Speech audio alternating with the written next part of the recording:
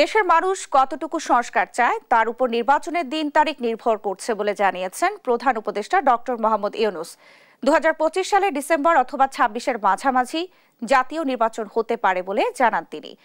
রাষ্ট্রীয় অতিথি ভবন যমুনায় ব্রিটিশ সংসদ সদস্য রূপা হকের সঙ্গে সৌজন্য সাক্ষাতে এইসব কথা বলেন প্রধান উপদেষ্টা।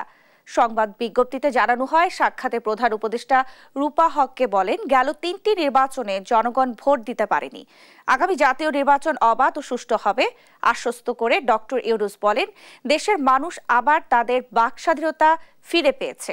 এ সময় আগামী নির্বাচন পর্যবেক্ষণে বাংলাদেশে আসার ইচ্ছা প্রকাশ করেন রূপা হক। এর আগে প্রধান উপদেষ্টার বিশেষ দূত লুৎফরকে সিদ্দিকীর নেতৃত্বে ব্যবসায়ী প্রতিনিধিদের সাথে বৈঠক করেন ব্রিটিশ সংসদ সদস্য রূপা হক।